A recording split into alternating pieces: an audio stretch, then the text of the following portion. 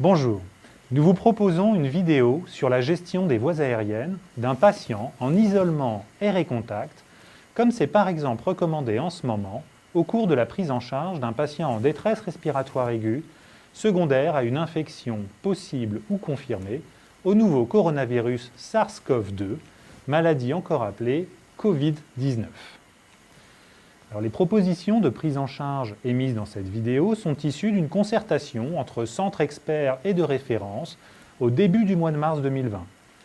Elles ne correspondent pas à des recommandations officielles à proprement parler et pourront bien entendu faire l'objet de modifications.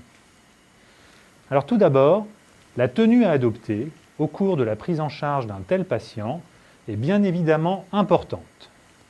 Nous portons une surblouse étanche, des gants de soins non stériles, un masque FFP2, des lunettes de protection et une charlotte.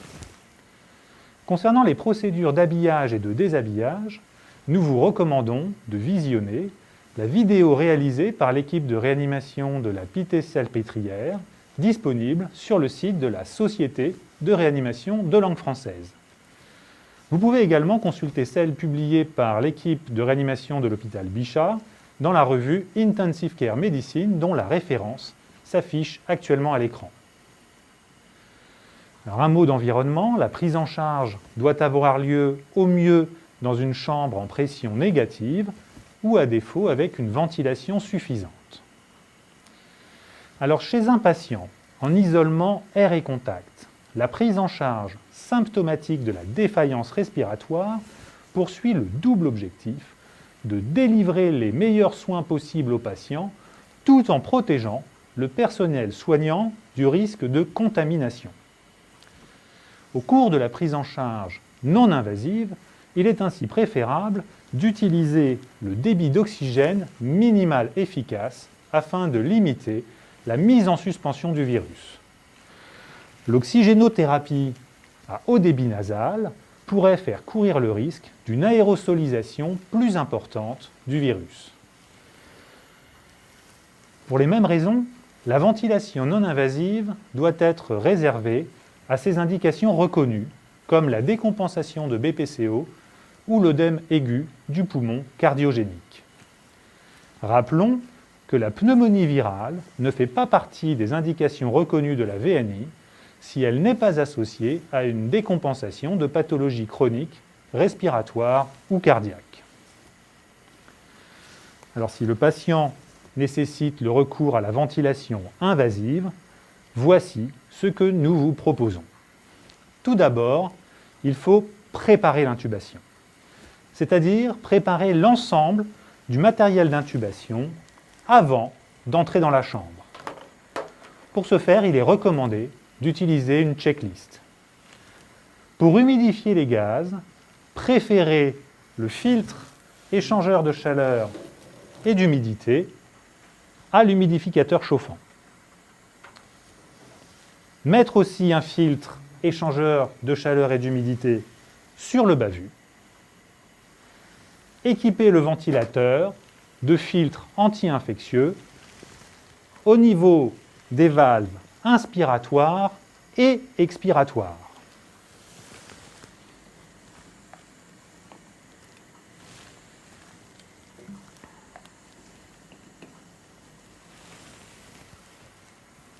Préparer un système clos à installer juste après l'intubation. Ensuite, il faut que l'équipe soit prête à l'intubation. Ainsi, l'intubation doit être réalisée par un praticien expérimenté. Afin de diminuer le nombre de personnels exposés, seuls les personnels indispensables à la procédure sont présents dans la chambre. Le rôle de chacun sont définis en amont. Pendant la procédure, les membres de l'équipe veillent à communiquer entre eux de la manière la plus claire possible et se surveillent mutuellement afin de détecter tout risque de contamination. Maintenant, concernant la préoxygénation. Si le patient est très hypoxémique, il peut être bénéfique de sécuriser la procédure au moyen d'une préoxygénation par ventilation non invasive. Si vous décidez de faire ainsi, nous vous conseillons d'observer certaines précautions, car la ventilation non invasive expose à un risque plus élevé de contamination des soignants. À l'initiation de la VNI, il faut respecter un certain ordre. D'abord appliquer le masque, puis démarrer la ventilation.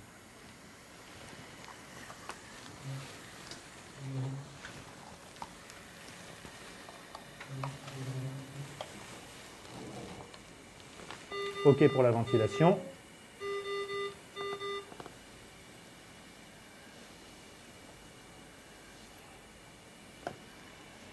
L'étanchéité de l'interface est assurée par un membre du personnel. Par exemple, celui qui va intuber, qui maintient le masque correctement positionné avec ses mains. Le ventilateur est réglé de la manière suivante. La FiO2 est à 100%. Les pressions d'insufflation sont modérées afin d'éviter le risque de fuite. Par exemple, une PEP à 5 cm d'eau et une pression d'aide inspiratoire à 10 cm d'eau. Il est inutile d'enclencher le mode VNI. Rappelons que 3 à 5 minutes de préoxygénation sont suffisantes. Peux-tu induire le patient, s'il te plaît ?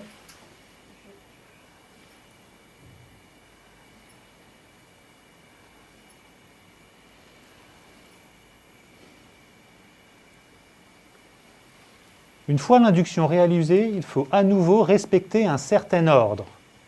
D'abord arrêter la ventilation, puis retirer le masque. Peux-tu arrêter la ventilation, s'il te plaît ?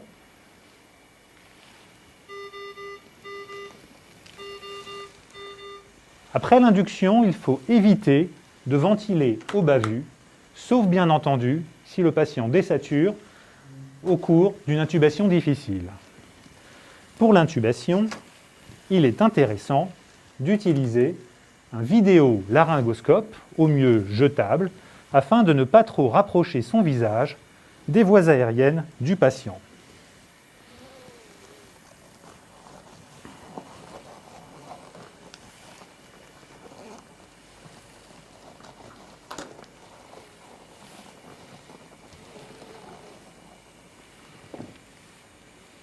Merci.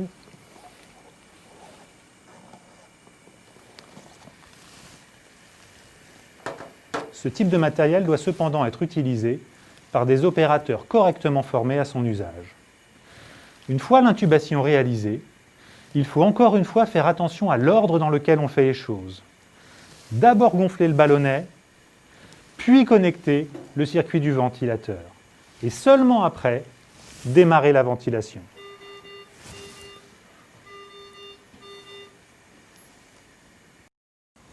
Après l'intubation, nous vous proposons les règles suivantes. Si possible, mettre un système de régulation de pression du ballonnet afin d'éviter les fuites. Éviter toute déconnexion du circuit du ventilateur. Si une déconnexion est inévitable, il faut d'abord arrêter la ventilation, ensuite déconnecter le ventilateur, puis rétablir la connexion avant de redémarrer la ventilation. Peux-tu mettre le ventilateur en pause, s'il te plaît ? C'est bon.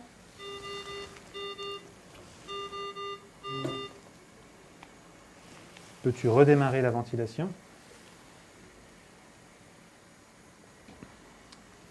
Si le patient est très hypoxémique, il peut être commode de réaliser une pause téléexpiratoire pour arrêter temporairement la ventilation. Peux-tu réaliser une pause téléexpiratoire de 15 secondes, s'il te plaît ?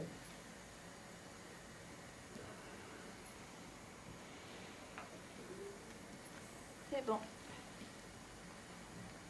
Nous allons en profiter pour installer le système clos.